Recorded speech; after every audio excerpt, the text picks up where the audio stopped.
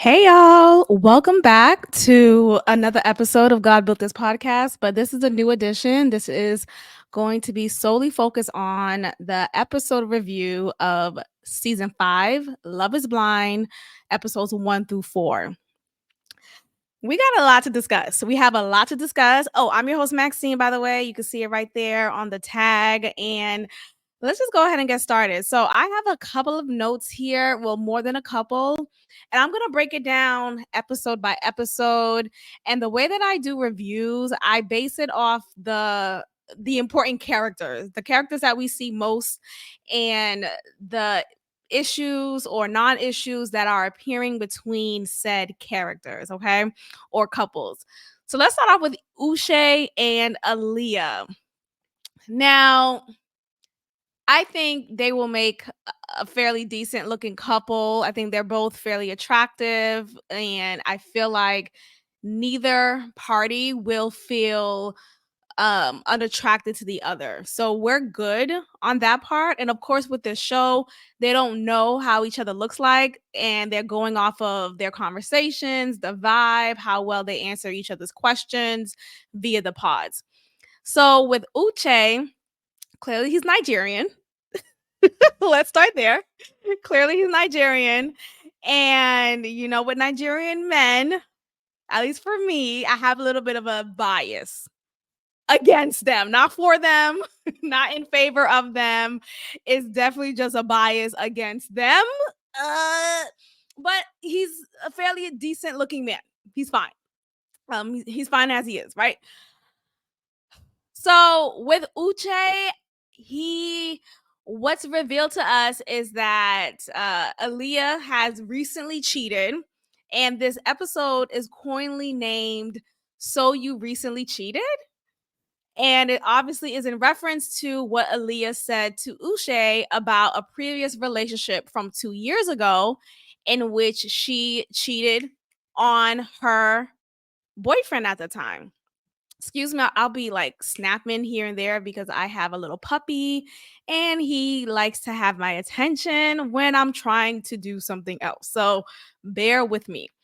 Anyway, so Aaliyah admits to him very bravely, because I feel like when I think about people asking questions about my past, right? Or even the question of how many people have you slept with, or that, I feel like such questions like that, especially that one, is so crass to me. But I just feel like judging someone off their previous relationship behavior is so high school, middle school. It's such a juvenile way to go about your feelings and your pursuit or lack thereof moving forward with said person. So anyway, Aaliyah decides to be honest here, and I commend her for that. I feel like he doesn't owe like you don't owe him anything. you don't owe, you don't owe him honesty. You don't know. No, but you don't owe him anything. If I don't want to tell you about what happened in my relationship from 2 years ago, I don't need to tell you. That has nothing to do with how I feel about you and our pending relationship. So, this whole idea of, oh, leaving it all out on the table is just so stupid to me. Like, why are we talking about this?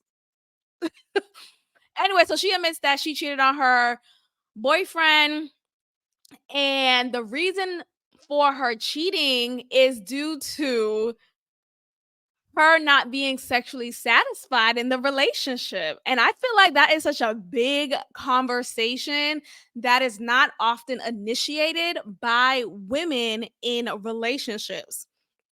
I think it says a lot, right? It says a lot to the fact that women are sexual beings, and it's not only men. I think men are only given that narrative of liking sex and being sexually pleased and satisfied by their partner, and it's a mutual thing, right? Like, I as a woman want to be just as satisfied sexually just as you as a man. So Aaliyah says that she wasn't being sexually satisfied. Now, I don't remember her giving too much detail on what exactly does that mean? Like, were you guys having sex and he just wasn't hitting the spot right enough? Did you not have sexual chemistry with this person and it just led to you doing that? Or was he working a lot, maybe traveling for work also, and it eventually led to you stepping out? Like, what exactly led to not being sexually satisfied by your partner?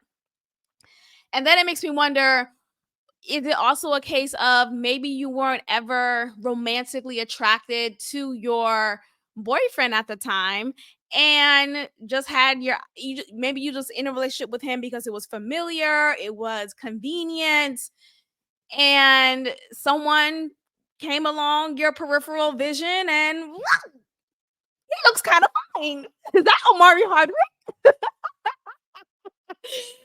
Like, okay, so I don't know exactly what led to it. She just said she wasn't sexually satisfied. So whatever that means, whatever that looks like, whatever. So she says that she admits that to Uche as they're talking in the pods. And yeah, I think it's all right. Okay, I'm like, am I talking all of this and y'all can't hear me? Anyway, so she says all of this, and Uche is immediately disturbed. He is turned off. He is judgmental, and he just doesn't understand. Like, I don't understand why didn't you just break up with him? Why didn't you? It's like people in their simple ass minds in response to that type of behavior really astonished me, right? Like this whole idea of why don't you just this? Why don't you just that? When sure, in retrospect, maybe that's a plausible question to ask, right? Maybe she should have just broke up with him. But there's a lot to consider, right? Now, they weren't married. I feel like that'll be a bigger obstacle to overcome. And when, like, I feel like the whole like, oh, just break up with that person doesn't apply as well to someone who was married to someone in comparison to someone who was not, right? I feel, you could easily leave a non-marital relationship in comparison to a marital relationship, a marriage. So okay, cool. So he says that, he poses that question, and it's like immediately you already know where the conversation is going to go. You already know he's going to judge and sorry, y'all can see him. His name is Theo, my little puppy. He's a mini golden doodle. Anyway, so you could already see where he's going to go with this. You saw it in his face. It was definitely present how he was going to react to her cheating. So he asked that question, why didn't you just break up with him? And I forget what she said in response. What did she say? I just think she said she should have, or she was just quiet, really. She let him had his moment of berating her and making her feel so shameful. He definitely guilted her, and it was just a awkward moment. And I mean, that's the cards you play when you're completely honest with someone about something that is sensitive as cheating or whatever the case is. He then asked her, how long did it take for you to tell him? She said 3 months. Oh, wait. No, yeah, she did say, okay, I think at first I thought, did she say never? I'm trying to remember, did she? No, I think she did say 3 months. She said 3 months. And yeah, she said 3 months. And so Uche is upset, like, it took you 3 months to. It's like, nigga, shut up. Shut up. Would it have been better if she told him the day of? Would it have been better if she told him right after, the hour after she fucked someone else? Hey, current boyfriend of mine of 2 years, I just, like, from 1 hour ago, I just slept with someone else. I just wanted to let you know so you won't be mad at me if I held this from you in 3 months, for 3 months. Like, relax, okay? She told him. I feel like at the very least, that's better than not, right? I think at the very least. So, she tells him that he's berating her, super judgmental in his tone. I thought in that moment he would have been like, you know what? It was nice knowing you, but I'm gonna go ahead and get to know someone new. I don't know. It felt like it was going to lead to the end of Uche and Aaliyah, but we proceed. The next time they meet during their pod, Aaliyah, because okay, so after their first, after that exchange, after that conversation, I don't know how long it took for them to finally get to that point in the conversation, right? Did it take for their fourth pod for her to share that information with him? Not sure. But when she went back to her women's living quarters, she shared with them, including a best friend in the house or in the quarter, Lydia, and was like super sad, super emotional about it, and really afraid that he was going to leave her and end it because of this revelation. Lydia is demonstrating such strong friend, supportive friend behavior here, and you could really see in that scene and even in this episode overall how Lydia is such a supportive friend, right? I think prior to the revelation, later on in the episodes, it's painted of Lydia to be this supportive, very emotionally present and loving friend. So I thought like, oh wow, this person is so supportive and caring, and they're all like in the situation together, obviously. So like another person could have been just as supportive, but you could tell they've already built such a bond. And it was something that was just natural for them to experience together, to like support each other during this process.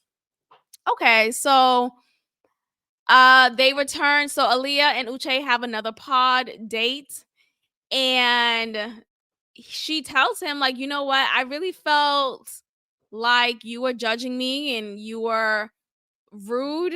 I didn't say, well, I don't think she said rude verbatim, but she was just basically telling him that she felt uncomfortable at how he made her feel from telling him this news. And okay, whatever. So he eventually apologized, but I felt like it took a little while. He was like, "Okay, but did I say those words? Did I like he wanted to be very semantical." And I think it really speaks to the fact that Uche is a lawyer and he's Nigerian. I'm kidding. The Nigerian part didn't really have anything to do with this assessment, but I really do believe, being that he's a lawyer, lawyers typically see things black and white. There's no nuance. There's no, oh, I understand your point of view. I could see how you felt that way, or I could see what made you do these actions, X, Y, and Z.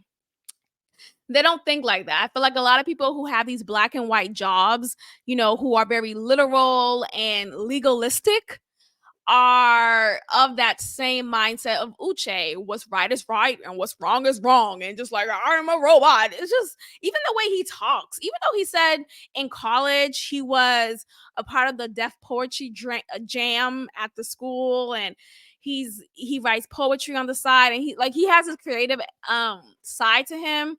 And maybe that's a balance that we'll see throughout this season of Uche. But I just think overall, he comes off very robotic, even in his speech, in the sound of his words, his tone. He's just very like monotonous. So, like, he doesn't have a sexy baritone voice. You know how some man just like, ooh, talk to me again. Your voice. I just want to hear you speak. He doesn't have that, in my opinion. In my opinion. So let's move forward to another couple. Chris and Johnny. Okay. Chris and Johnny. Doesn't Johnny look like a bot?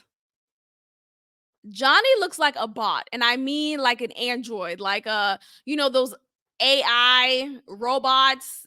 That's repetitive, but those robots who um are starting to look human like, and um presenting this human aesthetic, but they're actually robots.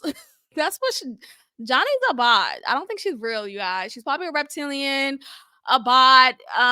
She's something. So anyway, Chris is this baby looking type of boy, very innocent looking, at least, and I forget his age, but I feel like he has to be young. He just looks like a boy to me.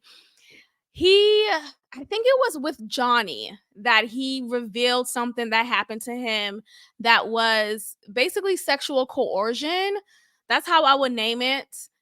That's how I would describe it, basically. And he described how his first time with a woman was his first time here. I feel like that indicated he had a first time with a man. But and he's saying his first time was due to a woman basically forcing herself on him.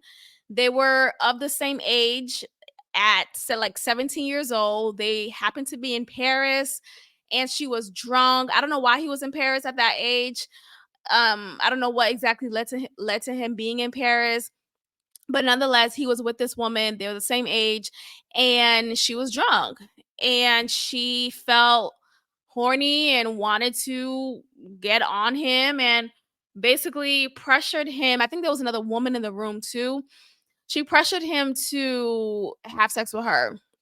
Now, I don't know how much I really want to get into this part, but I do. I don't know. I guess I have a couple of questions. It's not to say I want to discredit at all. I'm not saying that at all. I always wondered about that, especially when it comes to a man a man who's grown enough, right? Like, he's 17 years of age. He's not 12, he's not 6, being sexually manipulated by an older woman or an older man, right? He's of an older age in which he's probably have raging hormones, meaning he has more muscles now. He probably has a little bit of a baritone. So I just wonder, how does that look like for a woman to put herself on you? And in order for that to work, right, like, he would have to get hard. And now, not to say that men can't get hard, um, on not unbeknownst to them, but like unwillingly, because it's a natural reaction. It's a natural reaction. And so I say that to say, like, there are young girls who, as they were being molested, would naturally get aroused. And it's not to say that they like it or that they wanted it because now they're aroused. It was just a natural physical response. So I guess what I'm saying is, in order for her to have sex with him, he would have to get hard, and she would get on him and ride him, like things like that. So I'm just trying to picture, and maybe I shouldn't be picturing it, but just for clarity's sake, why didn't he, like, yo, get the fuck off me, like, push her off? Like, was he not physically able to do so? Like, that's just things like that just makes me wonder. Let's move on. I do want to be sensitive, and I know we on YouTube, so I don't want to say too much, but I do just wonder about that. Sorry, my nose is so itchy. I don't know why. It's not so itchy, but it's like the nostril area. So anyway, so he reveals that to her. They share this moment of vulnerability, and Johnny was very emotionally supportive, unlike me right now, right? I'm over here. How did you get hard though? I'm so fucking horrible. Anyway, whatever. So it was a nice moment, like, oh, like, they're making a connection, and maybe they'll be the ones who choose each other. Let's move on to Lydia and Izzy. Also, Johnny is interested in Izzy. Again, Chris is someone who presents, hey, stop it. He always tries to get my attention by doing something that he shouldn't be doing. Um, So Johnny is also interested in Izzy. Izzy is a complete physical opposite of Chris because Izzy is more muscular. He's more of a full man figure, I would say. And he just has this like, I don't know, like this macho look about him that I feel will be more attractive for Johnny.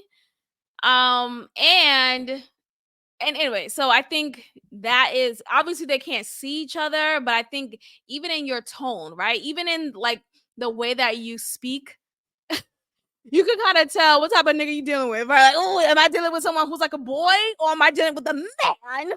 you know, am I dealing with someone who's a little rough? Am I dealing with someone like that or not? Am I dealing with a dweeb or a little man, a little rough rider? And Izzy comes off a little bit more of a rough rider, in my opinion. So Lydia is this Puerto Rican mommy. So she's a Puerto Rican mommy. She has this big curly hair, big personality, but her job is very interesting because you wouldn't think someone, I don't know, I've never met a Puerto Rican who was a geologist. Like, what the fuck is even Julia? Let me look that up. I think someone who likes rocks and like geography. Like, let me look that up. What is a geologist? Sorry, my notes are super itchy. I'm just gonna have to see this.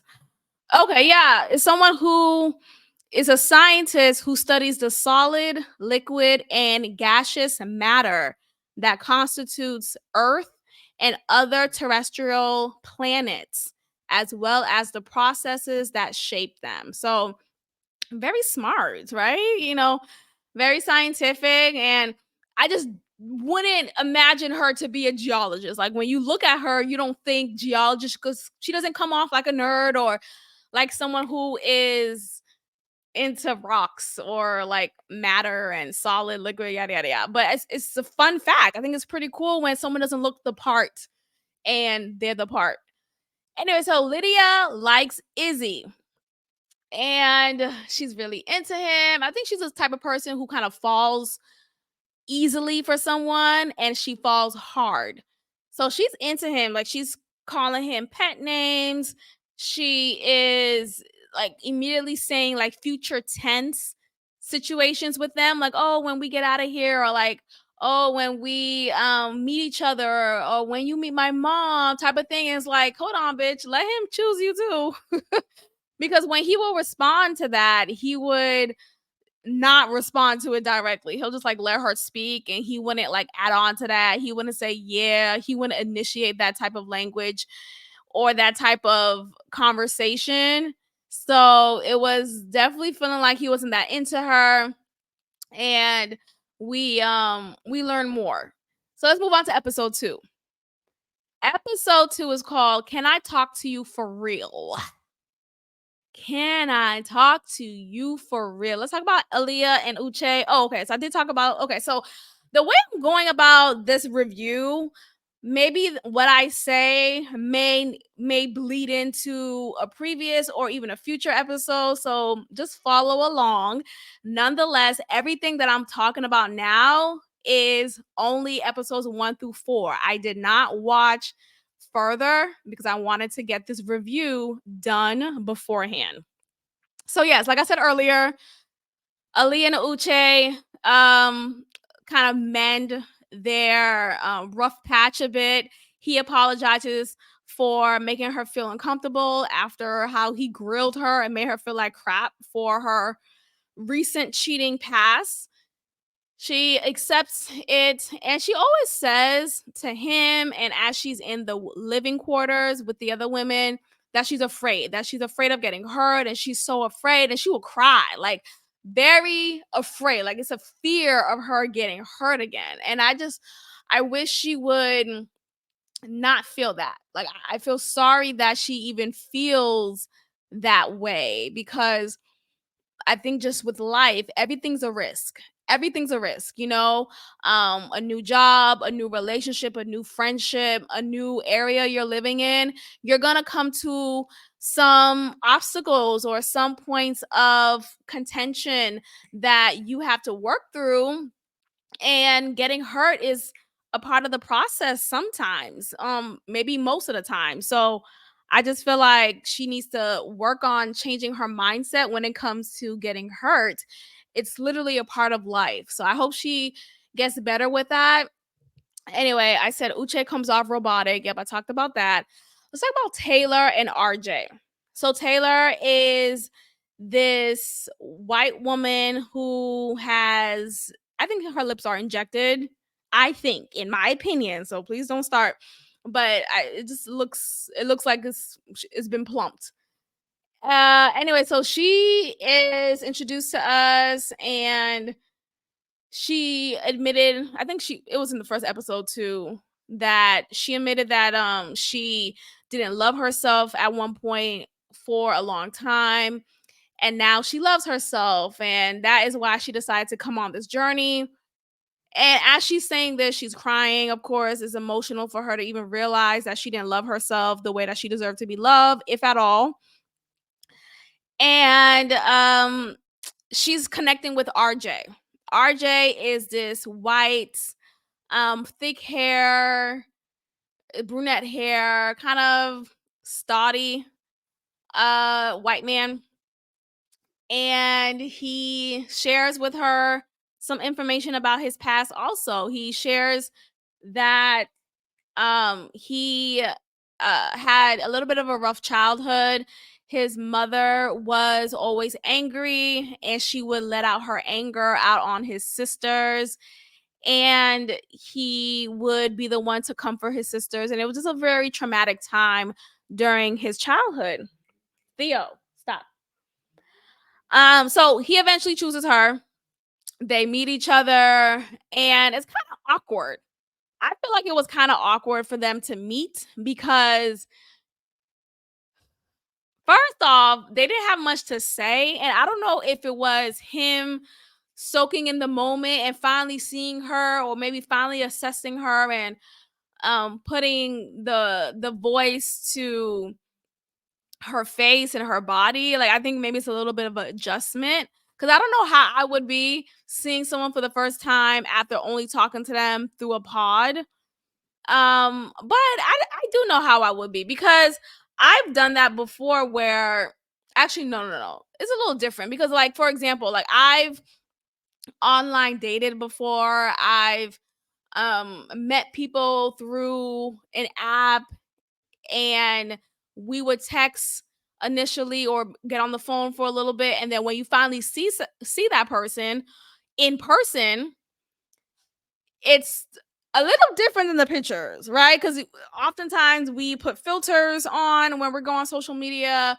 and we are standing on a stool to appear taller, right? Like, we're lying.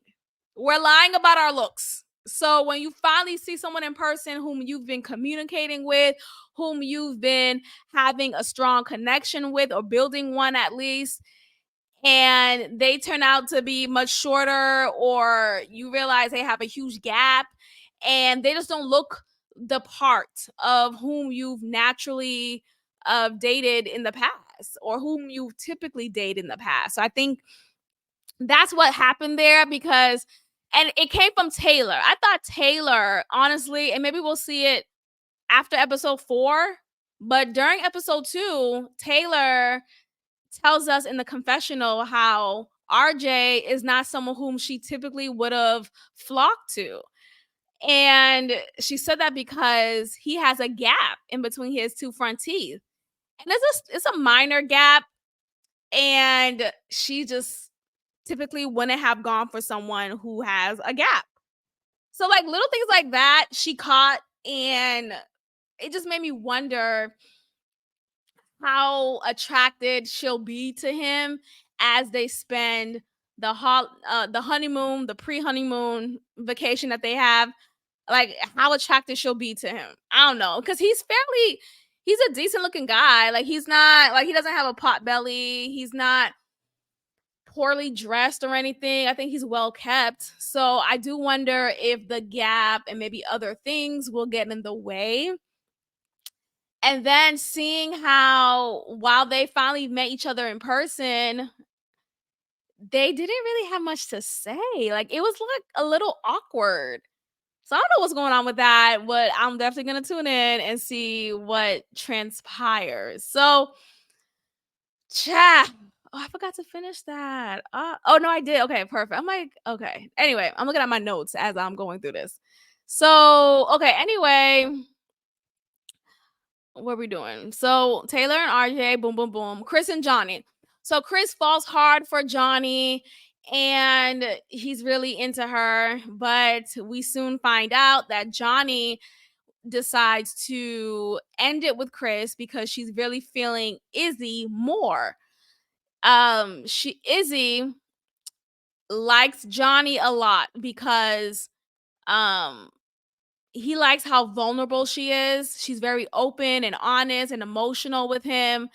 Like she shares about her past with him. Johnny used to be married and Izzy he was previously engaged. So I guess they share that alter or soon to be alter experience.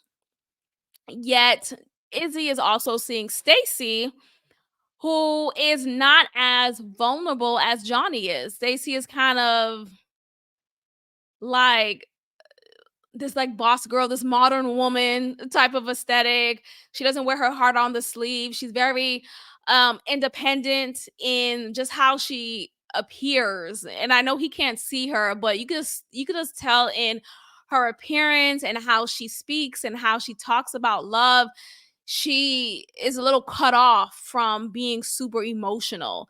And I feel like, it is what it is. I don't think she's hard or cold in that sense. I just think it takes a special someone or a special experience to really knock through that door and let her heart in or let her heart out. And I could totally relate to Stacy.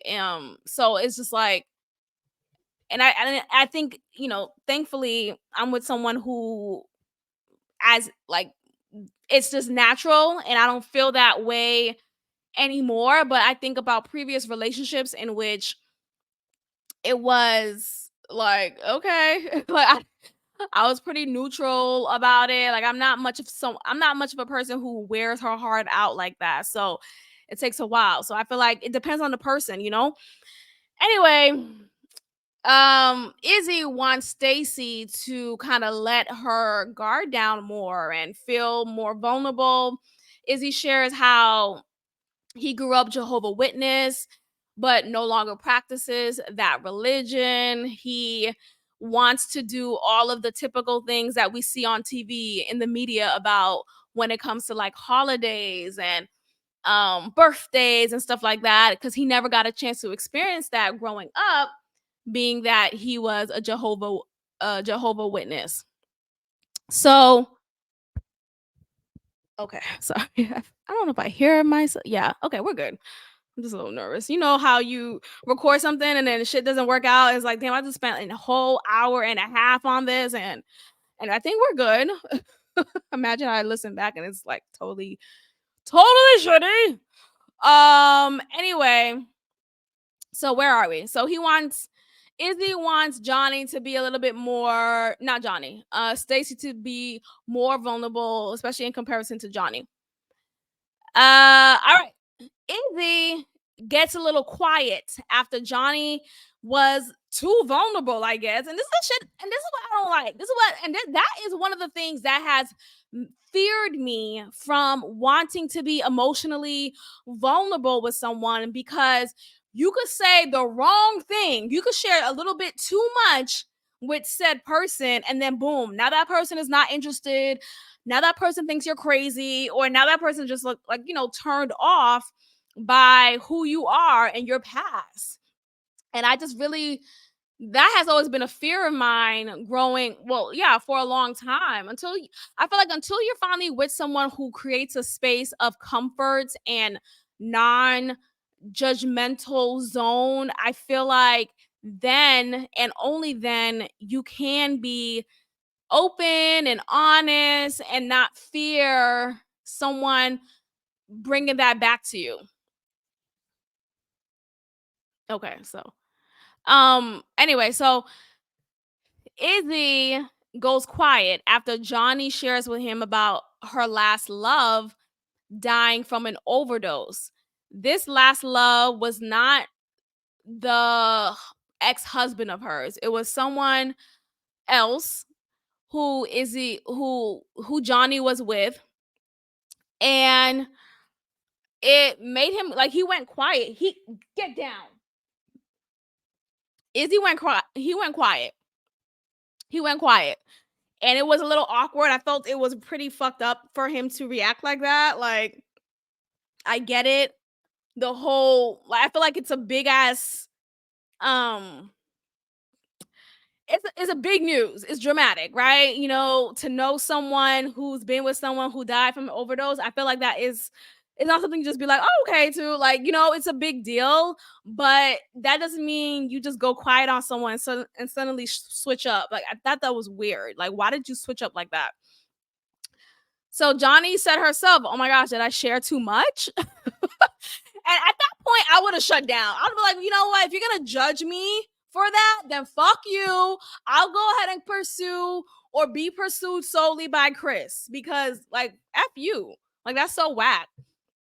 Anyway, so Lydia comes off like the comforter and advisor for the okay, yeah, I said that. Okay. Yeah. So what I said earlier about how Lydia is seemingly the mama bear in the women's quarters. Like she's the one who seems to have all this wise and sound advice for the women who are going through a hard time during this process. Let's move on to episode 3. Episode 3 is called Blindsided. And Izzy and Johnny, Izzy decides to end things with Johnny.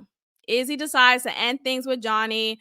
And I really think her revealing to him how her last love, who wasn't her ex-husband being ended up being her husband because she saw him as a rebound. And I think that also turned Izzy off from Johnny, but I just feel like, nigga, you're like, what are we? That's fucked up. That's really messed up for you to judge her off of that. Like, you act like you never had a rebound, or how rebounds, like, you may start off something as a rebound and it could lead to the profoundest relationship you've ever been in. Like, you know, the most profound relationship you've ever been in. So, whatever.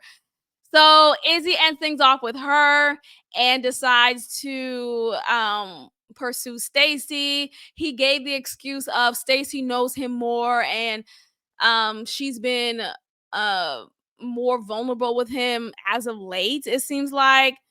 And that shifted things for him and made him consider Stacy more than he did Johnny. Like it literally just shifted things overnight. I feel like that was a part of the blind side. So okay, whatever. Johnny feels dumb because she chose Izzy. She ended things with Chris and she chose Izzy because she thought her and Izzy was going to move forward with each other. She said that Chris was a secure choice. That's what she said verbatim, that Chris was a secure choice for her and it would have been a fear-based choice. So remember, Chris is the boyish looking guy, you know, that one. And I think the reason why she said secure choice because he's someone who you probably wouldn't have to fear him stepping out, or he seems to be very stand up, or like maybe could kind of control him a little bit. You know, like you don't feel like you have to walk on eggshells or that he may be unfaithful to you because he does seem like someone who you could trust a little bit easily than in comparison to an Izzy who is like a rough rider, you know? So, and she said Chris was a secure choice and would have been a fear-based choice. I think she said that because what are you doing? I think she said that because Chris would have been someone whom she's would have been similar to someone whom she dated in the past, and it would have been repeating a cycle. I don't know. She ended up kind of contradicting herself in episode 4, and it was like a little confusing. Anyway, let's move on. Izzy and Stacy. So Izzy chooses Stacy. Stacy revealed a couple of things that made me go, hmm? Or I feel like should have made Izzy go, hmm? Because she says that she hasn't called someone her boyfriend. She hasn't used that term in 4 years. And look, I'm not quick to judge someone for that because I feel like people get into relationships so quickly that it should be a bit concerning. So if you take your time, then that's totally fine. But I do understand how there are some people who get into relationships so quickly and they don't even understand how someone could not have had a boyfriend for 4 years. And it's like, for me in my head, I'm like, so like, why is that a big deal? Like, it doesn't mean that she's never dated ever or that she hasn't dated during that time frame. It doesn't mean that she wasn't in maybe many situationships or whatever the case is. I just feel like this whole judgment of you wasn't in a relationship for 4 years, like, so what? So um so she says that. I think he kind of gives like a little bit of a reaction like in his face, but he didn't say anything to that, nor did he say anything during his confessional. What else? Says her body is not well. Okay, yeah. So she said herself that she's not well conditioned to this emotional stuff. And he asked her, "Do you love me?" Or "When do you say I love you?" He asked something like that. And her answer was, I will say I love you when the time is right. And that's a fair response. But for someone like Izzy, who wants more of a vulnerable reaction from his woman and who got that from Johnny, I felt like he felt stupid in that moment for asking that question and for her to say that response. Like, I felt like he was like, oh shit, I make the wrong decision. I should have went with Johnny instead. Like, I really do think he probably felt silly for even um thinking that she would have been a better choice because of her unwillingness to easily say I love you. But whatever. Anyway, this episode ends with Uche revealing to Aaliyah that he used to date Lydia in the past. So during 2020, the year of 2020, Lydia and Uche dated for, I think she said, a year.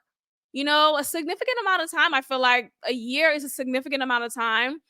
And that was like this big emotional reveal. He's crying, Aaliyah's crying. Am I missing something here? Like, why is it such a big deal? And I just say that because, like, I get how in the pods they feel like they're much closer than they would in real life because they have to spend every day with these people, especially if they're living in the quarters with them, right? So, for example, Lydia and Aaliyah, they've been best friends in the pod. They've been sharing their experience with each other, been very emotional and honest about this experience and leaning on each other. So I could understand how Aaliyah could see her as a best friend, but I just feel like this emotional response, like if you really want to be pursued by Uche and really want things to work with him, man, fuck that friendship you got with Lydia. If that is what you feel like will be the obstacle, go ahead and end that friendship, girl. I'm What are we doing? Like, we're talking about romantic life, right? That may lead to marriage, kids, right? You know, all of that. And a friend, get down. And a friendship. A friendship. I don't know. Maybe I'm just not big on having like a shitload of girlfriends because I don't I I'm I have a core group of friends, but I'm just not the type of girl who like has to be friends with everybody or has to be in every clique. Like, that's just not who I am. So I just don't I didn't respond to it as emotional or if at all like Aaliyah did. And even Lydia once they talked about it afterwards. Like, it was just Okay, why y'all being Uche crying? Like, what are we? Did I miss something? What's the big deal? Okay, so that's a cliffhanger. That's a big ass cliffhanger because we did not see that in previous seasons. We've never experienced this, and they even showed an earlier clip of Lydia and Uche meeting in the pods, but Lydia was like, "Wait, your name is Uche?" And then she was telling him about him, trying to let him know, I know you. We dated. And then at first he didn't know who it was. The voice sounded a bit familiar. And then he finally caught on and was like, "Is this Lydia?" So that was a funny ass clip that they showed. Excuse me. That was a funny ass clip that they showed. And I thought that was very, very well done. Okay, let's get to episode 4. Don't do that. Oh, Lord. Don't call Peter. This puppy is loved. It's just I'm gonna let you know if you're not doing the right thing. Okay. Okay. Episode 4. Episode 4. So Aaliyah and Lydia. Well, Aaliyah tells Lydia that she knows. Uche told her. Lydia has this big emotional response to. They decide to. She gets back with Uche in the pod and they decide to seemingly move forward. Like, okay, we're gonna work through it. It's not gonna be a big deal. Aaliyah and Lydia talk some more about this, and Lydia gives her all the detail. Like, yeah, they dated in 2020. It lasted for this amount of time. He's a great guy. I forget who broke it off with whom. Aaliyah did ask Uche, "Did you love her?" He said he had love for her. Now, you know when men say that, it's like, okay, that's a no, right? But he wants to put it in a nice package, like, I had love for her, I cared for her type of thing. Whatever. Lydia, I think she loved him. I think she said she did love him. And who knows how deep the love was. But again, I think Lydia's the type of person who falls deep for someone and falls deep easily. I just think that's how she is. So she admits to not even admits, she shares too much detail. She talks about how the house looks, his house looks, and how you'll love his dog, and how he's great in bed, and how they had sex just 3 months ago. So Aaliyah kind of slyly said in that moment, "I don't want to hear it. I don't want to hear it." And I think because she said it very non-affirmative, like she wasn't non-assertive, I would say. She wasn't assertive at all when she responded that way. She just kind of said, "I don't want to like." No, I would have like, "Okay, you stop." I would have been like, "Stop," because Lydia went on and on detailing all of the intricacies between her and Uche when they used to date. And I felt like Lydia was doing that to let Aaliyah know, "Oh, I had him first, bitch," you know? And I don't think it's on some like, I don't feel like Aaliyah should worry about Lydia trying to get him back. Like, Uche doesn't strike me as the type to cheat, especially from how hard he reacted to Aaliyah cheating. I just feel like Lydia is gonna be the type of person, if they continue their friendship, Lydia Lydia's gonna be the type of person who will rub it in a way that subtle, but I feel like is intentional. And I feel like women like that is just, that ain't your friend. That is not your friend. Go ahead and end that friendship now. No problem there. Block, mute, let it go. Okay, so Lydia decides to pursue or be pursued by Milton after Izzy decided, so because Lydia initially liked Izzy, I think I said that. Lydia initially liked Izzy. Izzy told Lydia that he is not that into her and he wished her well, right? She was very emotional about that. Okay, boom. Lydia, we see her connecting with Milton. They have a lot in common actually, because she's in the field of geology and he's a Is he an engineer? He's like of that same. I think he does like geology stuff. Like he's into rocks. Like he's very much of that field. Like he looks the part. And you know how I said Lydia didn't look the part of being a geologist and being the scientist. Milton does. I could look at him and be like, "That's a geologist. Like that is a scientist." That is of no surprise to me. And I do wonder how much they will be attracted to each other when they see each other. Okay, so Milton finally chooses Lydia, and I say finally because he was overthinking a lot, especially after learning about Lydia and Uche. And I feel like his response was so silly too. Like, why you? This was before you. Everyone has a past. Like, you're not the only person I've dated ever. Like, what are we doing? And yeah, it just so happened to be that one of my exes is here along this journey. Like, okay, it is what it is, dog. Like, why are you acting all fucking weird about it? I feel like everyone was acting so stupid about it. It's just so silly. Anyway, um, Milton ends up choosing Lydia, but he does so very trepidatiously. And I feel like I don't think he'll be the man that Lydia needs.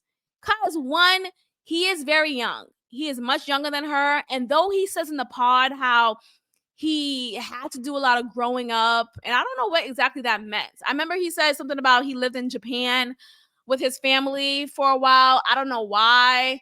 He does give a bit Japan in his look, a bit Japanese in his look. But anyway, I just don't feel like she would be attracted to him. I feel like she was very much trying to get him to say, I choose you, because she wanted to win, right? She wanted to be chosen. She wanted to get to the next process, get to the next step in this process. So I think that is her intention. I don't think she's really that into him, but we'll see, child. We'll see. Okay, so Chris and Johnny tries to backpedal with Chris and says, actually, I made a mistake and I really should have chosen you. And I really still do like you. And it really hurt me to hear that you was upset after I dumped you. And it's like, of course he would have been upset. What are you acting like this was a surprise, you know? So anyway, so she's trying to like pitch herself to him. And Chris chose himself. He said, I really liked you and I want someone who wants me. Basically, I want someone who sees me not as a safe or secure choice. I want someone to be excited when they see me. And I thought that was so well said. I feel like that was definitely I felt like, yeah, right on, brother. Like I felt very much proud of him saying that and standing 10 toes down. So that shout out to Chris. And of course I wanted to see them continue on in this process, but it was just so dope to see Chris standing up for himself in that moment. Johnny was upset, of course, and eventually they drifted in the background because they're not chosen. Izzy chooses Stacy. They meet. They're physically into each other. The chemistry is there. Like they know how to talk and fill an empty space. And yet I noticed a moment when they were hugging each other while they were seated. Izzy, he was smiling initially, and then his face just went back to like, how many people have a resting bitch face? That's what it looked like happened to him. Like, I'm like, okay, what's up with that? So it just made me wonder, is he really that into her? And not to say that she's not attractive, but like, is he really ready for this experience and this pending marriage? So I wonder what that face was about, because I don't think he was not attracted to her. She's a beautiful woman. I think that is already said and done. Like, I don't feel like that's a worry point for either party. But I do wonder, in that moment when he gave that quick facial reaction, I don't know if anyone caught it, but when he gave that quick facial reaction after smiling super hard, and he's like super like, and then he's like, I'm like, what's up with her? I don't know if she caught it because the camera caught it, but I think her like she was already embracing him, so she couldn't have caught it. Anyway, I do wonder if he's really. I wonder if he's going to get so overwhelmed and cold feet will happen. I really do wonder how things work out for them. All right. So Aaliyah and Lydia, not no, Aaliyah and Uche. It gets to them in the last scene. Uche is looking forward to seeing her in the pod, and this will be the pod seemingly where when he proposes to her.